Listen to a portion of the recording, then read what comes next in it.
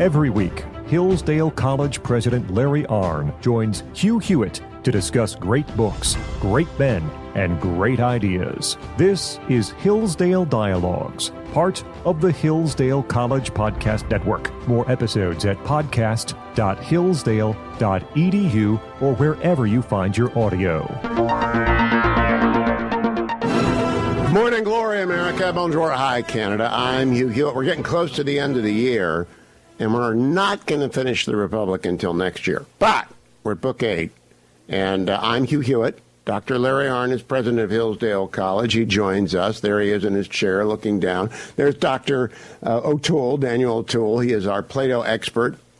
And we've been working our way, back to you, babe, as they said in the Motown. We've been working our way to Book 8. And I'm going to start with Dr. Arnn. All right, this much has been agreed, Glaucon. For a city that is going to be governed on a high level, women must be in common, children and their entire education must be in common, and similarly the practices in war and peace must be in common, and their kings must be those among them who have proved best in philosophy and with respect to war. Did he really get Glaucon to agree to that? Glaucon is excitable, yeah. He's, but there, the problems emerge in a hurry, right? It's communism he's talking about. Yes, it is. And does he mean it? Because we know what that life is like because we've seen it, and it's not happy for the people who run it. Right? Because that's all they do. They're trying to control everything about people. Would a philosopher want to live like that? And, and so when the beauty of Leo Strauss refers to political philosophy as the highest form of the mating of courage and moderation. Why both? Because you have to be prepared to think about anything. And, like, let's abolish the family. Make the women in common. If there's anything that violates nature, that does. Yeah. And if the women, then the children. And you have to be prepared to think about that. But you should probably think that all the way through. And you should stop. Well, I should really ask Victor Davis Hanson this, but I'm going to ask Professor O'Toole. Isn't this Sparta? Isn't this pretty close to what Sparta actually was? Yeah, I like to say it's Sparta on steroids. I mean, you take the problem in Sparta, for instance, this comes out in Book 8, is that there's a kind of secret oligarchic underbelly, which is that the leading men who are supposed to be equal citizens, peers within the city, are, of course, quietly hoarding up wealth and thinking about, their lineage and handing down wealth to their sons and their family. So the radical thought in the Republic is, well, how would you make men wholly committed to the common good and wholly committed to virtue, rightly understood, a kind of rational virtue, and not devoted to some separate good, that is their own family? And how would you try to eliminate the natural source of factionalism within cities, which is, the obvious tension is between the few and the many, the wealthy few and the many poor. And in a place like Sparta, that requires a massive base of slavery. Drones. How do you eliminate that normal? There were drones everywhere. So, Dr. Arnn, it has always and everywhere been the case that when a regime falls quickly, most recently in Afghanistan, that the leaders of the regime get out of Dodge and they take, if not billions and hundreds of millions with them. So what Plato is discussing here has never actually happened, has it? Well, it depends on what you mean by what particular about what he's discussing. But communism. We've had totalitarian states. I'm told that there are certain leading figures in Ukraine who have dachas in fancy places on the Mediterranean. And that's, people are people. And if you give them unaccountable power, leaving out of account the few greatest, they're likely to abuse it. And if you have a class of people who are empowered to have unaccountable authority over others, ultimately that will be abused. And, you know, we have exceptions, and we know the exceptions because they proved it. George Washington, Winston Churchill, in their lives significantly bowed handsomely to the public will and put themselves in a position where they had to do that. And then they did it at moments of high glory, right? Lincoln didn't get the chance to do that because they shot him. But there's little doubt that he would have. And both those three people of modern examples are too great to want unaccountable authority over others, partly because that's a lower life. But, you know, your average member of the nomenclatura in the Soviet Union, or your average officer in the Gestapo in the Soviet Union, in Nazi Germany, those were not reliable people, and they abused their authority. In fact, their authority was gathered on a principle of abuse. So now, the chairman of the Communist Party in China, Xi Jinping, is cracking down again on the princelings who've made too much money and are a threat to his power. They are the current best or worst version of this regime, and it still doesn't work, does it? Well, the question whether China is stable now or not is there's signs that it's not. Correct. The question, will it work ultimately? If it could, that would mean that somehow human nature has been changed. And, you know, one of the people, his trial is going on right now, is Jimmy Lai. Yes. And Jimmy Lai was a Hong Kong resident who founded the Apple Daily and was a big-time journalist, and he's a super billionaire. And all he had to do was leave, and he wouldn't leave. And,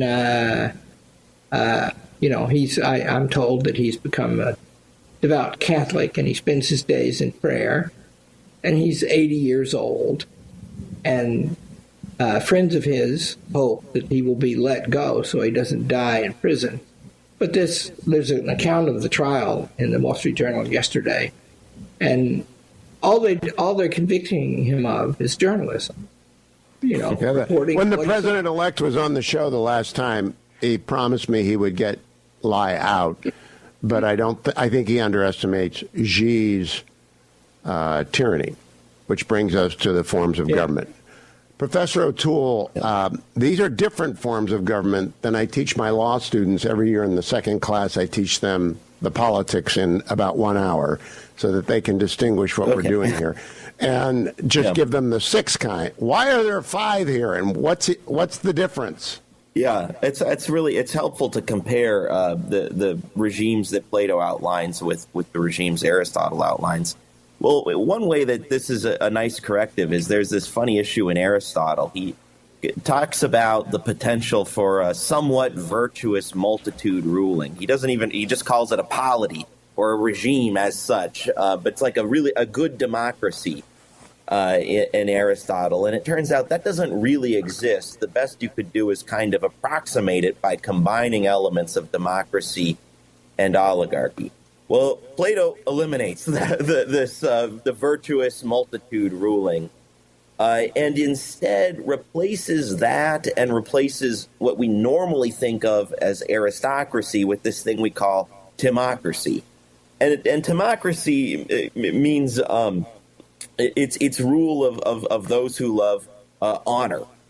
And I think the reality is good or decent aristocracies in the world always have this character. Sparta is the key example. It's led by men who love honor and who are especially lethal and capable in war. So the nobles are genuinely the men who are the war fighters.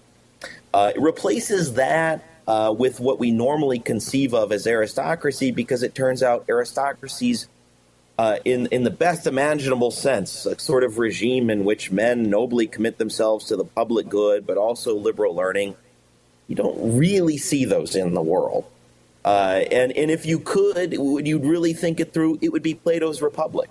It would be the regime that we were just describing, in which the ruling men have to live in a communist situation where they don't even have private families. So that's not really available or possible. What is available and possible is a military class that dominates and mostly concerns itself with what is honorable. And that is enough to stay. Pause right there. We're going to come back to that military caste in just a moment. Professor Daniel O'Toole, Dr. Larry Arnn, we're all going to keep talking about Plato's Republic well into the new year, but don't go anywhere. I'll be right back. Hillsdale.edu for all things Hillsdale, and Q for Hillsdale.com for all of the Hillsdale Dialogues, going back hundreds of them. Stay tuned. Do you believe in our founders' vision for America? That our republic will only survive if we are an educated and informed people who know our rights and duties? Since 1844, Hillsdale College has sought to educate all who wish to learn about these timeless principles of self-government. For more than 50 years, the college has worked to spread that mission by sending Imprimis to millions of Americans. Imprimis features some of the best speeches given at Hillsdale events, and now an audio version of the popular Speech Digest is available in a new podcast of the same name.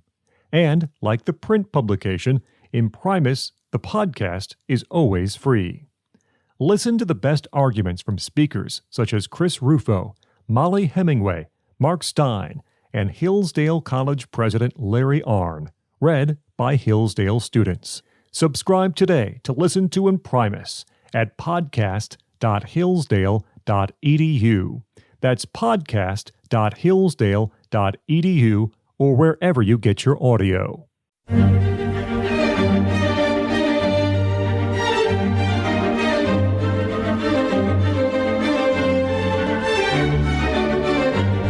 Welcome back, America. Hugh Hewitt talking with Dr. Larry Arnn, president of Hillsdale College. Professor O'Toole, also of the college. We're deep into the Republic, and we're talking about military governments, Dr. Arnn. It's very important in the Spartan regime that the king, if you look at Sparta at the peak, look at the descriptions of the Battle of Thermopylae. No. Xerxes is watching the battle from above, and Leonidas is down there with him, fighting side by side. In other words, this ruling military regime, the generals have to prove their bravery, and that's a check against decay. And in other words, my wife and I have been rewatching Foyle's War, which everybody should watch. Oh, love it, love it, love it. Just tremendous, right? And one of the common plot things is that there's some important person from an old family with a title, and he doesn't turn out to be much, and in fact, even evil sometimes. Sometimes they're very good people, but what that highlights is, alas, great fathers don't always have great sons and daughters, and vice versa. Now, Dan, without many comment on him in particular, does turn out to produce excellent offspring. Conflict of interest. Let me ask you about the reversal of the point you're making. Let me ask Dan to run through the 5 forms for our audience. What does Plato say are the possibles? Yeah, wait, can I just say really quickly, supposedly the principal problem with maintaining the regime that Socrates establishes is that they can't really control eugenics. You can't ensure the succession of generations such that the members of the new ruling class are virtuous. You can't scientifically control nature in that way, and especially sex and the family and reproduction. So the five regimes that follow that are inferior to aristocracy, which means philosophic rule here, are timocracy, the honor-loving regime. Then beneath that, oligarchy, the regime whose end is wealth. It's a regime ruled by the few wealthy. Democracy, which its ruling end or purpose is freedom, and then finally tyranny, which is the sort of embodiment of the passions, the erotic passions of one ruling man. And in each case, Socrates characterizes the regime, but then he shows how the regime puts its stamp on the souls and character of its citizens, and especially its leading citizens. As he gets through them, you start to discover there are different classes within those regimes, but there's a kind of spiritual character that that the regime instills in the various men within the city.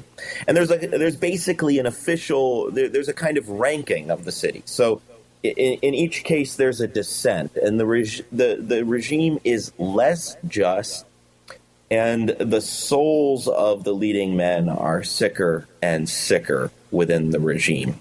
So part of the point is to show the superiority of the philosophic regime and the philosophic soul to these inferior kinds of human souls. Now, I don't want to predict what we're going to get to in 9 and 10, Dr. Arnn, but isn't the point of 8, and indeed 7 and 6, to explain we're never going to get to a perfect regime? You are best advised to work on your own soul? Is that an overarching point, or is that wrong? Well, that's one thing this means. Both Plato and Aristotle describe more moderate and workable regimes, and one would have to go to them to see what their serious teaching about. This is the most serious teaching, but it's really from the point of view of trying to reach the ultimate excellence and institutionalize it, right? And that's what fails, right? You can't do that.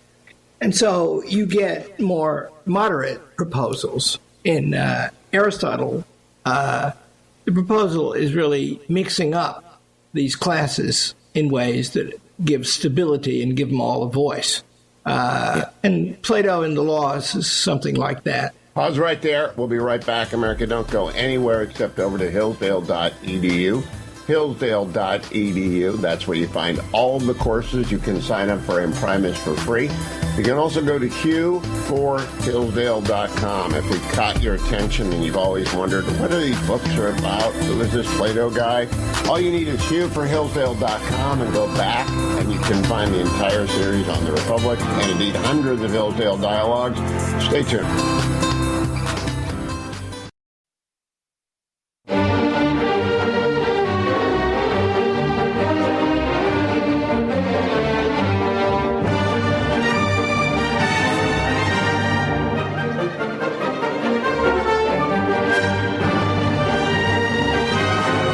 Welcome back, America. I'm Hugh Hewitt. Dr. Arnn is my guest. Along with Professor O'Toole, we continue our series of Hillsdale Dialogue into the Republic by Plato. And, of course, we're going back and forth with the framers and back to Plato and Aristotle. Dr. Arnn, you were going to say? It's worth commenting that the founders of America, it's actually explicit in Madison. They attempt to achieve Aristotle's mixing while deriving all government authority from the great body of the people. And so we have a Senate, and we have a House, and we have a Supreme Court, and we have state governments with the same divisions in them. And the people delegate at different times in different ways to these various representative authorities. They then interact with each other. And they thought that they had solved the problem. And, for a very long time, they were correct. And who knows, maybe we're in the middle of a revival of that now, and I praise them. But that, in other words, the political problem, which is not the prime focus of the Republic in my reading of it, if Dan agrees with that, that's not the thing. The thing is, he's trying to show the philosophic life and its effect on other life. That's where I am slowly grappling my way to. It's not really the politics. It's not really a practical guide to building a city. It's a very good guide to building a soul. So, Dr. O'Toole, fair layman's approach? Yes, I mean, I think it is about the political problem because you could say the political life looks up to, wants to embody genuine human excellence, educated citizens in genuine human excellence, and wants to be guided by wisdom. But I do think what the regime shows you is that the political community cannot fully realize its very ambition, the ambition of creating a genuinely virtuous community ruled by wisdom. Another way to put it is you can't fully weave together that moral, political side of our nature and the rational side of our nature. There's always going to be some tension, which means the political community can't solve everything for us. And sure, then for the very few, the best life is a kind of transcendence, starts from, protected by, but transcendence of the political realm. Now, Dr. Arnn, it gives a direction.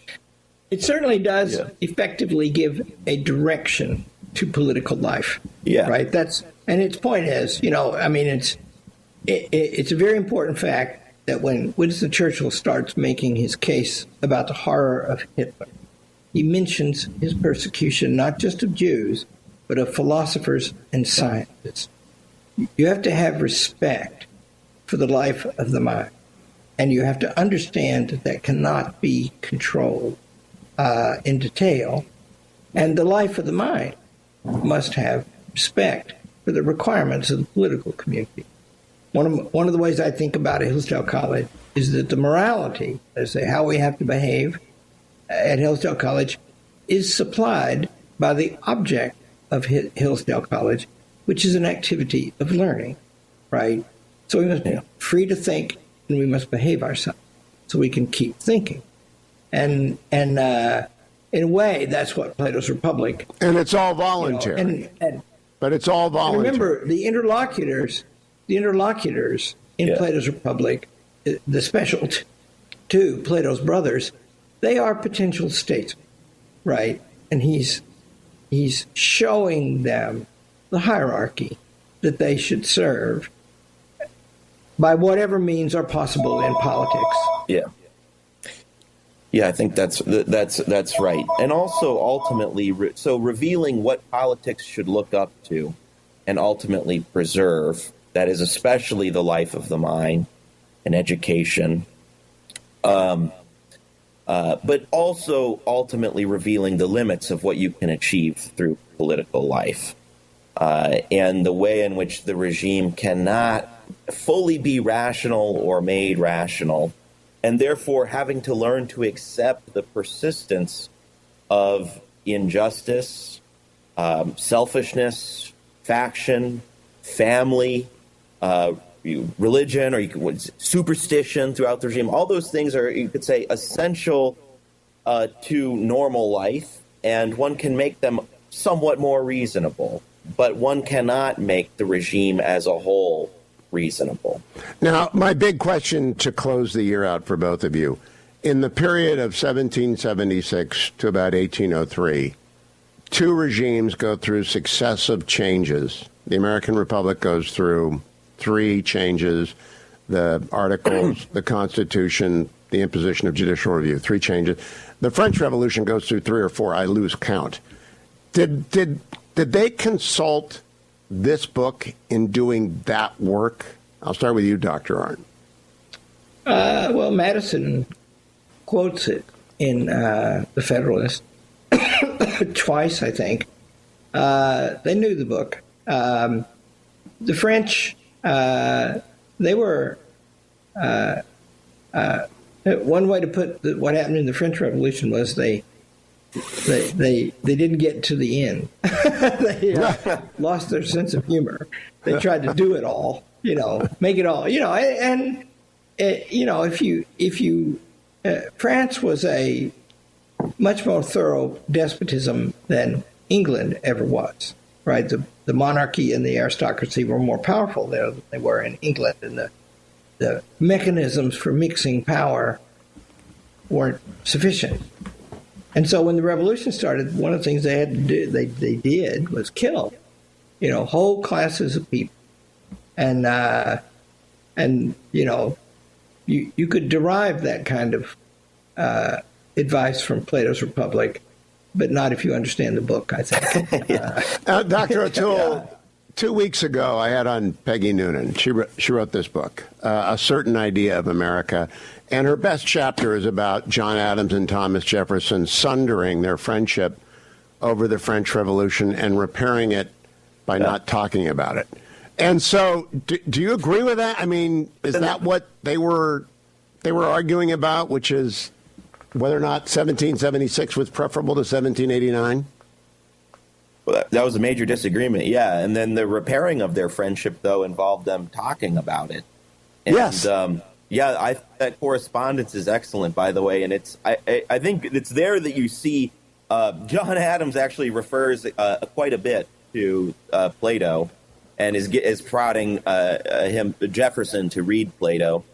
Here's what I'll say. I don't think the founders were followers or deep students of Plato, but John Adams had a kind of common sense reaction to the Republic, which is he thought this is crazy rationalist scheming, and he thought that this effort to eliminate this effort to control eugenics is impossible. There's always going to be a kind of aristocratic class that emerges in human affairs that he thought that the rationalist schemers never really appreciate. And to some extent, Jefferson, he thought, didn't appreciate. By the way, I have to say, if you read the end of Book 8, which we were talking some about, what you see there is this great picture of the democratic principle run amok. The principle of the love of freedom, eliminating all hierarchy, all distinction, all moral barriers. And what does that lead to eventually? Well, it eventually leads to a kind of tyranny, right? Because the people have to turn against, they inevitably turn against the oligarchs who they blame for their problems, and they're eventually led by a tyrant. It's hard not to read the end of Book 8, in other words, this trajectory from democracy to tyranny, and not think exactly of the trajectory that the French Revolution followed. I thought of Robespierre cornered in the upper balcony by the people he was allegedly ruling. That is the descent, right? It's Mao sending everyone into the countryside except himself. And Dr. Arnn, is that inevitable when revolutionary projects begin? Well, it wasn't in ours.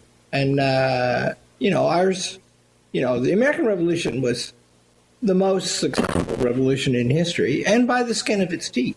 It turned on a few brave things George Washington did, and then it turned again. It turned on his understanding that very hard for the British to conquer this big old land with all these independent people in it. He just used that as his chief military tool.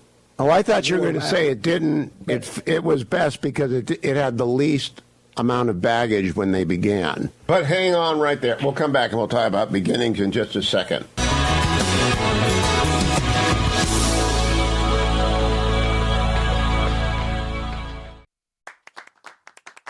Hillsdale College is a small, Christian, classical liberal arts college that operates independently of government funding, and we want you or your son or daughter to apply. At Hillsdale, students grow in heart and mind by studying timeless truths in a supportive community dedicated to the highest things. Hillsdale College costs significantly less than other nationally ranked private liberal arts colleges and receives regular recognition as a best value, and nearly all students receive financial aid. Our robust core curriculum, vibrant student life, and 8-to-1 student-to-faculty ratio make for an education like no other. For more information or to fill out an application, visit hillsdale.edu/info. That's hillsdale.edu/info.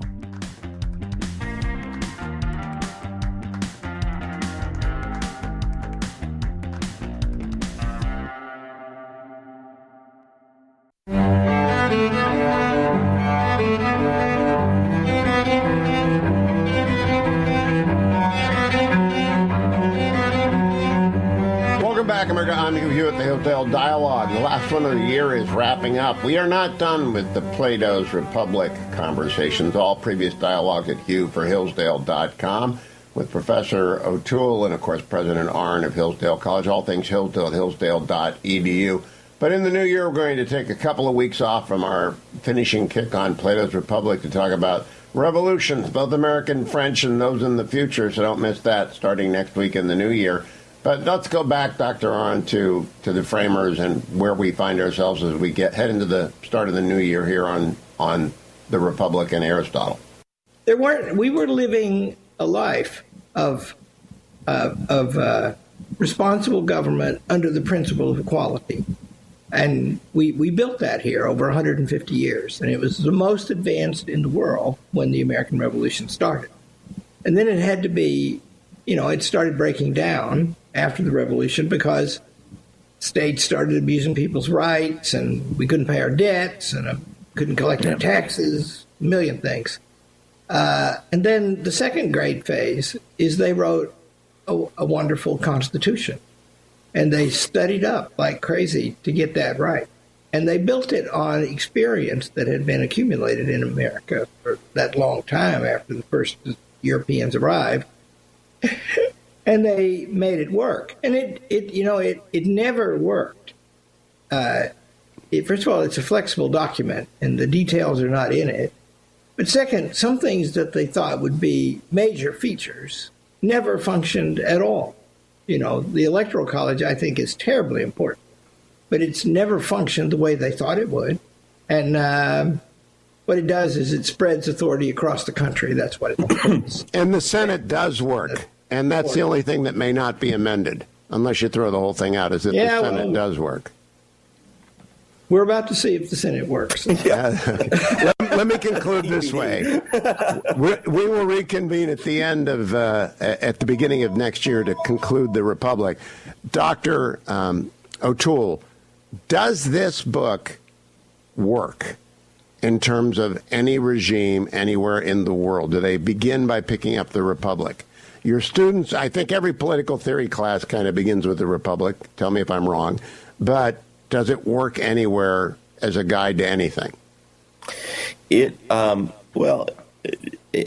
think it does genuinely show you the ends of political life, the fundamental character of political life, the way in which it needs reason, but in some sense unreason always rules. It shows you the need for education, and especially education in your ruling class. That is to say, laws are never going to be simply sufficient, or institutions are never going to be simply sufficient to have a decent regime. So I think the broad lessons of the Republic concerning the ends of political life and concerning the limits of what you can accomplish in political life are certainly applicable. Can the regime itself work? No, but in a way, the sensible reader immediately understands that this effort to eliminate the family, to eliminate the sacred law and replace it with the rule of the philosophers, is something that is a temptation that leading and intellectual men will want and aspire to, and that temptation must be resisted. And I'll close this way. Dr. Arnn, your friend Kevin Roberts has a new book called Dawn's Early Light, and he puts at the center of it the family. He is a believer that the family is the only thing that really matters to the regime, and that you've got to protect the family. The opposite of the Republic, and it's 2,300 years later. Well, it's the family is the fundamental source of privacy. But here's what has happened in America. We have redefined the word reason or philosophy to mean science, and we've redefined science to mean invention of things to work upon nature. And we've attempted to make that simply sovereign. Now experts rule us, right, in the name of whatever, right? And that if you read the Republic carefully, first of all, you see that the thing that we are pursuing is lower than the thing Plato puts at the peak of human existence.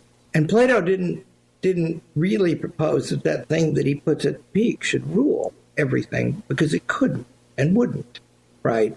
And so what you learn from Plato's Republic is, read Plato's Republic and then read John Dewey, and you will see that it's if you can understand this book or any really great classic book, you will see that this is so much unlearned foolishness. It's junk. Power. It's absolute. Obvious. It's eugenic junk, and we will come back to this. You're on your heart out, Dr. Arnn, and we are at the end of this. Not the penultimate. What's the third from the last? We have two more to do on the Republic, 9 and 10. Anti-penultimate. All right, that's right. Anti-penultimate. Thank you both. All things Hillsdale at hillsdale.edu. You have a happy new year, Professor O'Toole and Dr. Arnn. I'll bother you in the new year, and we will wrap up the Republic before we move on to Marlboro or whatever we're going to do. Everything is at Hillsdale, hillsdale.edu, or hughforhillsdale.com. Thanks for listening to the Hillsdale Dialogues, part of the Hillsdale College Podcast Network. More episodes at podcast.hillsdale.edu or wherever you find your audio. For more information about Hillsdale College, head to hillsdale.edu.